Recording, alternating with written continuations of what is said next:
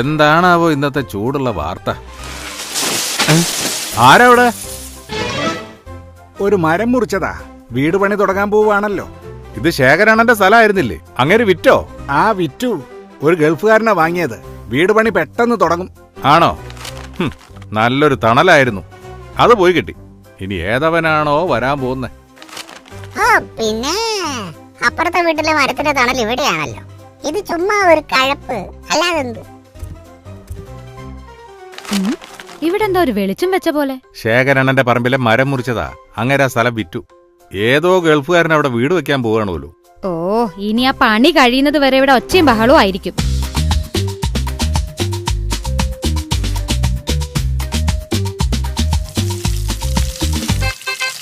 താഴത്തെ നിലയുടെ സ്ട്രക്ചറൊക്കെ ഏകദേശം കഴിയാറായല്ലേ? ആ, താഴെ മാത്രമേ ഉള്ളെന്നാ തോന്നുന്നത്. കണ്ടിട്ട് താഴെ മാത്രമാവാനാ സാധ്യത. പിന്നെ ഈ ഗൾഫുകാര് വെറുതെ പത്രാസ് കാണിക്കാൻ മേലെയൊക്കെ എടുക്കും. ഒരാവശ്യമില്ലല്ലോ. ശരിക്കും ചെറിയ വീടാ സൗകര്യം. അതാവുമ്പോ എളുപ്പത്തിൽ വൃത്തിയാക്കി വെക്കാൻ പറ്റും. ഇതൊക്കെ വല്ല അറബിയും പറ്റിച്ചുണ്ടാക്കിയ പൈസയാവുന്നേ. അപ്പൊ പിന്നെ ഒന്നും നോക്കാതെ ചെലവാക്കാലോ. പോരാത്തതിന് ലോണും എടുത്തിട്ടുണ്ടാവും. എന്നിട്ട് ഇവിടെ വന്ന് ഷോ കാണിക്കും. ആരാണാവോ ഇതിന്റെ എഞ്ചിനീയർ? പണി തീരെ പോരാ. നനയ്ക്കലൊക്കെ ഒരു പേരിനേ ഉള്ളൂ. സ്വന്തം വീട്ടിലെ ചോർച്ച മാറ്റാൻ നേരമില്ല. അതെങ്ങനെയാ? ശ്രദ്ധ മുഴുവൻ അപ്പുറത്തെ വീട്ടിലല്ലേ. എല്ലാം കൂടെ ഇടിഞ്ഞു പൊളിഞ്ഞു വീഴാതിരുന്നാ മതി. ആ, അത് തന്നെ.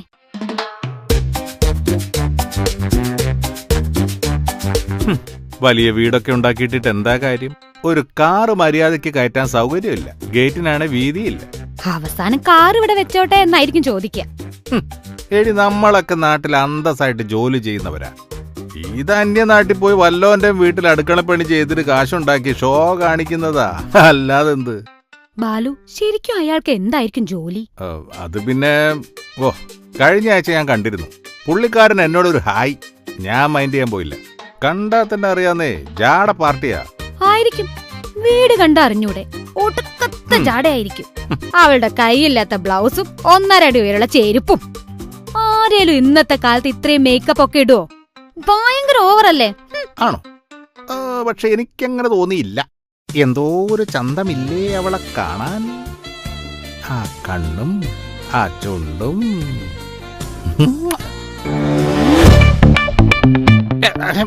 അല്ല, അങ്ങനെയല്ല. അത്രയ്ക്ക് സൗന്ദര്യമൊന്നുമില്ല. ഞാനൊരു ഫ്ലോയിൽ അങ്ങ് പറഞ്ഞതാ. നീലു, നോ. ബാലുവേട്ടനാണ് പറയുന്നത്. നോ, പ്ലീസ് പ്ലീസ്, നോ മോളെ. നീ കഴിഞ്ഞിട്ട് എനിക്ക് വേറെ ആരും ഉള്ളൂ. അപ്പൊ ഞാൻ മരിച്ചാ നിങ്ങൾ വേറെ കേട്ടോ? ഒരിക്കലും ഇല്ല മോളെ. അവടി താഴത്തിട്ടെ. ഇനി വേറെ പെണ്ണുങ്ങളുടെ കാര്യം വീട്ടിൽ സംസാരിക്കോ? ഇല്ല മോളെ, ഒരിക്കലും ഇല്ല.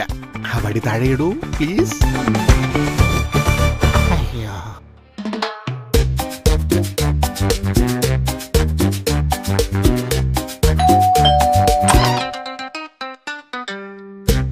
ഹലോ, ഞാൻ ശ്രീകുമാർ നായർ. ഇതെന്റെ വൈഫ് ലതാ നായർ. ഓ, മനസ്സിലായി മനസ്സിലായി. അപ്പുറത്തെ പുതിയ വീട്ടില് നീലു. മോളെ നീലു, ഇതാരാ വന്നിരിക്കുന്നത് നോക്കിയേ. ഇരിക്കെ. ഓ, താങ്ക് യു. നിനക്ക് മനസ്സിലായില്ലേ? ഇവരല്ലേ നമ്മുടെ പുതിയ അയൽവാസികള്. നമസ്കാരം. ഗൾഫിലായിരുന്നല്ലേ? അതെ. ഗൾഫിൽ എവിടെ? മൊറോക്കോയിൽ എൻ്റെ ഒരു ഫ്രണ്ട് ഉണ്ട്, സുനിയർ. മൊറോക്കോ സുനീർ എന്ന് പറഞ്ഞാൽ എല്ലാവരും അറിയും. മൊറോക്കോ ഗൾഫിലല്ല, ഞാൻ ദുബായിലായിരുന്നു. എന്റെ ആങ്ങളയുടെ വീട് ഏകദേശം ഇതുപോലെയാ. ഒരു 12,000 സ്ക്വയർ ഫീറ്റ് ഒക്കെ വരും. അതെ അതെ, കേട്ട് കാണും. കുവൈറ്റ് കുട്ടൻ. അതെ അതെ. ബൈ ദ ബൈ, നിങ്ങൾക്ക് എത്ര കുട്ടികളാണ്? ഞങ്ങൾക്ക് ഒരു മോളേ ഉള്ളൂ. അവൾ ലണ്ടനിൽ പഠിക്കുക. ഓ, എന്നിട്ടാണോ ഇത്രയും വലിയ വീടൊക്കെ ഉണ്ടാക്കി വെക്കുന്നേ? ശരിയാ, വെറുതെ ഒരു ഡെഡ് ഇൻവെസ്റ്റ്മെന്റ് ആണല്ലോ. അയ്യോ, ഇത് ഞങ്ങളുടെ വീടല്ല, ഹോസ്റ്റലാണ്. ഒരു വരുമാനം ആയിക്കോട്ടെ എന്ന് കരുതി. ഞങ്ങള് നാളെ തന്നെ തിരിച്ചു പോകും. ഹോസ്റ്റലോ? അയ്യോ, ഇനി ഇവിടെ ആകെ പ്രശ്നമായിരിക്കും. ഒച്ചയും ബഹളവും. അയ്യയ്യേ. ഒരു പ്രശ്നം ഉണ്ടാവില്ല സർ. വർക്കിംഗ് ലേഡീസിനുള്ള ഹോസ്റ്റലാണ്. ഒരു 25 വയസ്സിന് മുകളിലുള്ള നല്ല അച്ചടക്കവും പക്വത ഒക്കെ ഉള്ള സ്ത്രീകൾ മാത്രമേ ഉണ്ടാവൂ. I guarantee that. ലേഡീസ് ഹോസ്റ്റലാണോ? അത് നല്ലതാ. അതെന്തായാലും സൂപ്പറായി. നാളെ തന്നെ താമസം തുടങ്ങും. സാറിന്റെ ഒരു കണ്ണ് എപ്പോഴും അവിടെ വേണം.